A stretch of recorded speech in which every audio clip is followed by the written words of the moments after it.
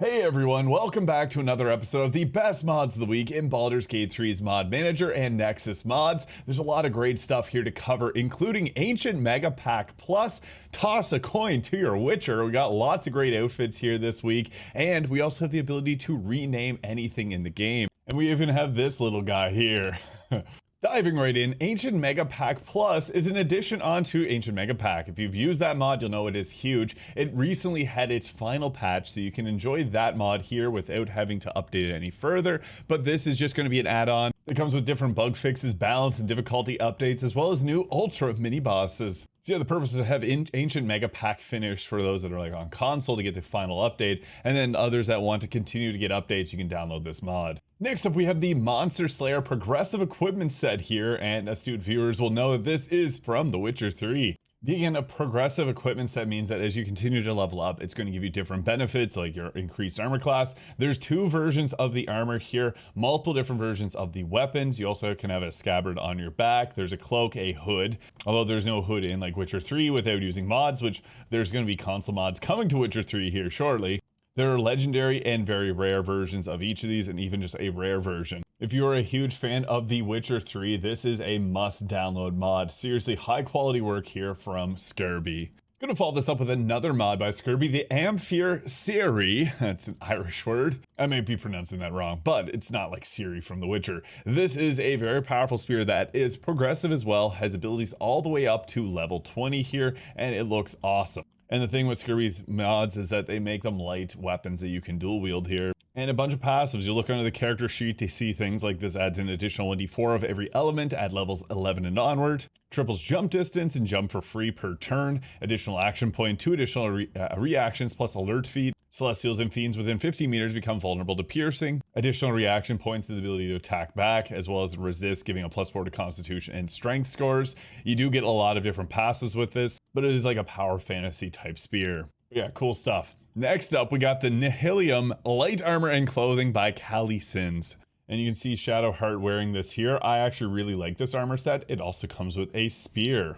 And I'll just mouse over the different clothing options here so you can see the passives if you're interested in that. And the weapon here as well comes with the Limitless Potential spell here, which you can do per battle, dealing anywhere from 10 to 100 damage on a target. Yeah, this armor set is absolutely gorgeous, and it feels like pretty accurate within Baldur's Gate 3. Now next up we have the Athkatlan Sorceress set here by Cobalt P. This adds in an armor set here that looks very wizardrous, if that's a word, granting resistance to lightning damage. You also get a few different cantrips and spells here, and if you're a fan of D&D, this is the perfect outfit for you. I, again, think that this is another outfit that fits perfectly within Baldur's Gate 3. You even have this nice little book on your side there, so...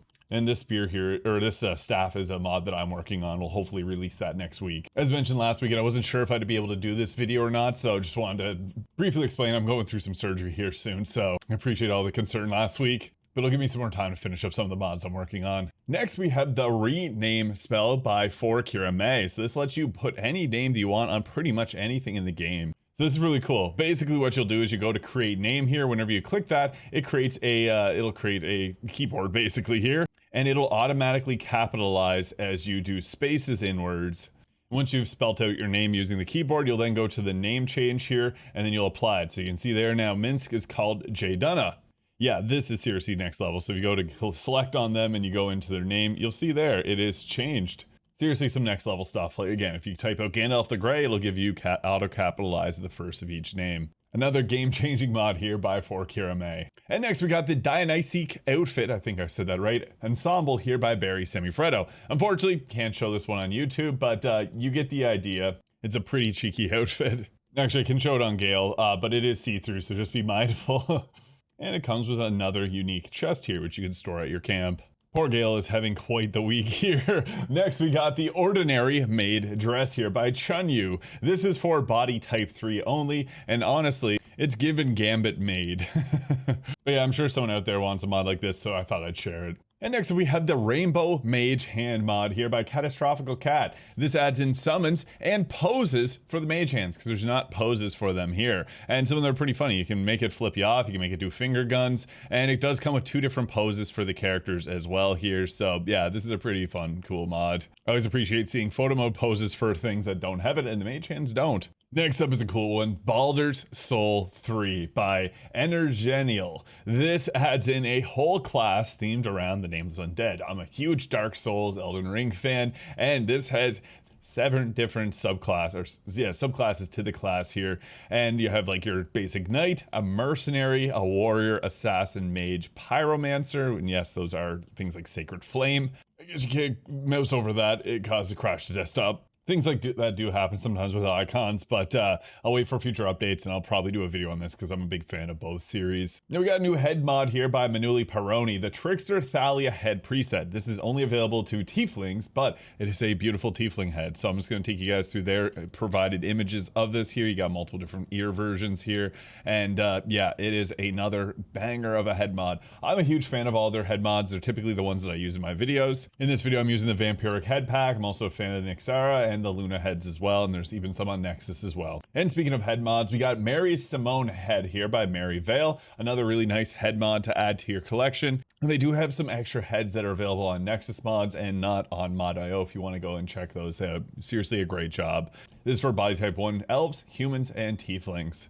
Now moving on to some Nexus mods here. No, this is not Jolly Roger Bay from Mario 64. This is the Coral Cove custom map for VP by Inky Please. I'll take you guys through a quick tour of this area here. It's got this little temple over here. It looks really nice. You got this sunken ship as well with some treasure crates involved, and it's beautiful. I actually love any of these different photo mode mods here, and that's actually what inspired me to create my newest Infinite Combat mod, which lets you have actual combat encounters in any of these virtual photography maps. So if you like to, if you're not into virtual photography, but you love the looks of these, you can spawn in enemies in these maps and then get into an actual combat encounter and kind of create your own story that way. So yeah, there's a lot of different purposes for these mods, and yeah, you can do so much different stuff within it. I've been playing a lot of Subnautica 2, and it's just nice to be under the sea. And I'll save you guys from having to hear me sing that song because I've sung it a lot when I was playing Subnautica on stream, but that is the Coral Cove by Inky Please. And next up we have the Crimson Palace by Little House of Imagination. This is amazing. It adds in Khazador's mansion here, and you can actually go and visit it as a virtual photography map. Now I'm currently having a weird issue where having this installed, it just removes everything else from the tutorial chest. Not sure if this is consistent with other people, but you get this scroll of Longstride. It opens a path to the Crimson Palace, which will then give you the ability to teleport there. But a very beautiful virtual photography map. And again, you can also have combat encounters in here if you download my Infinite Combat mod. So let's do a little quick tour of the area. It is beautiful being this sunny in the Crimson Palace here. So yeah, great for virtual photography, great for having some cool new fights in very Baldur's Gate 3 feeling locations. Seriously, some next level stuff. And you escape at the back doors here and come around. It's a huge palace. You can see off in the distance, you got all the different buildings around there. This is really cool, especially for, again, virtual photography. Now I apologize, I really wanted to show the Zoo Mogul #1 here. This is actually a very large mod, weighing in at 1.2 gigabytes here. I ended up removing it as I was doing a ton of 3 hours of mod testing, trying to figure out why I wasn't having stuff appear in the tutorial chest. But you get the idea here. Tons of animals that you can spawn in for virtual photography or just livening up the place. I wanted to get this video out today, and unfortunately, again, I have a lot of things on my plate at the current moment, so this will have to do for the showcase right now. I was trying everything to get my mod load order to work, but this mod here by Bitten Thrice adds in a ton of animals. I'll go through their shots because they have some beautiful shots here, and what I love most about it is that they do have a Canada Goose. Yes, the Cobra chickens are in Baldur's Gate again this week. Some really cool stuff though, like you can add these in, and again, you just toss them into your camp if you want to, just livens the place up, or if you want to add them for virtual photography means. The Zoo Mogul 1, Wetlands and Forests. This is seriously so cool. Does this look familiar? Now those animals don't move, but the Pokemon SV Zorua Summon here by Lysense does move. This gives you a cinnamon roll, love those. And after eating it, you'll have the option between 5 different versions of the Zorua. and you'll summon it in like you would any other summon. The crazy thing about this is it actually has full animations to it. I know this is a different colorway for it here, but yeah, very creative. It has a little attack there. It also comes with like a mage hand, but big. It can even squeak. So yeah, it's so cool. I just want to showcase this. I'm a huge fan of Pokemon, and I encourage you to go check out the Pokemon games. Yeah, this is awesome. And next up, we have the Consorts Ensemble by Eladwin here. Now, this is another mod that got caught up in my crossfire of trying to get my mod loader to get fixed here. Beautiful dress, though, I gotta say. This thing is really nice. It has this nice little piece that goes down there and connects up to the choker. Honestly, love this dress. I will be wearing, I'll put this back into the mod loader, just having a lot of issues with it at the moment, but really nice new outfit here. And this is also a prerequisite if you want to add in another incredible mod this week, the Lady Jannath Edits Patron of the Arts here by Poison Valentine X13. So this adds this as her dress here and completely redesigns the character. I'm a huge fan, again, of any of these redesign mods because it takes this whole thing to a whole new level. That's what you look like before. This is the after. And it even comes with a new portrait as well, and crazy high quality because those portraits are like very well done. So another mod to add into the Baldur's Gate 3 multiverse. Also, we got the Kagha Edits Lady of the Grove, also by Poison Valentine 13.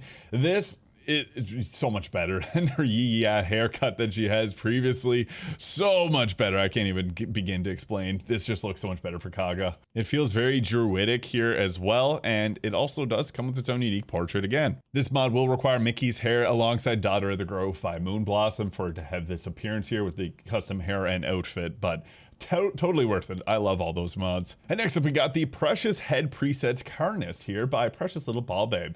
Did you ever want to play as this man? Well, now you can. So this adds it in as a head presets for body types too, for both elves and drow. So this is a refitted and retextured head. Can't imagine how difficult that would have been because, yeah, it is not a normal character that is previously on. Now you can use this for your own characters. Super cool. And next up, we got Don't Trust the Fox Mask by Grace455. If you've played Silent Hill F, you'll recognize this. Very cool for, I guess, cosplay in the game, or if you're doing photo mode stuff from Silent Hill F. Seriously, some cool stuff here. So, yeah, I love the shots that they took of this here, so I'll share theirs here with you guys.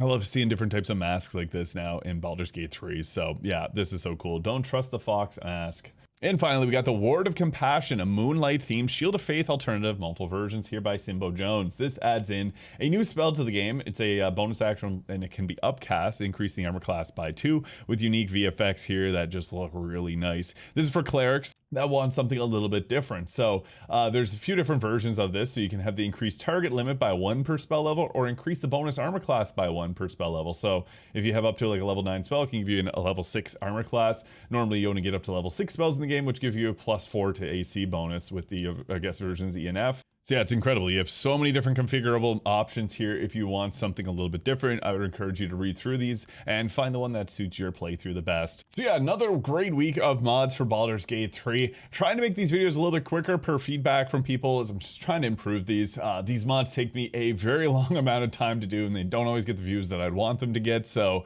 if you like this video, please consider hyping it. If you're on mobile, you can go ahead hyping it, and it helps push this out to more people. I just want to help spread the word of the incredible mods that are being made for Baldur's Gate 3. And this weapon mod here that my character is holding should hopefully be done next week, so you can stay tuned for that. But hit the subscribe button below if you enjoyed. Hope you guys all have an incredible day. We'll catch you in the next one.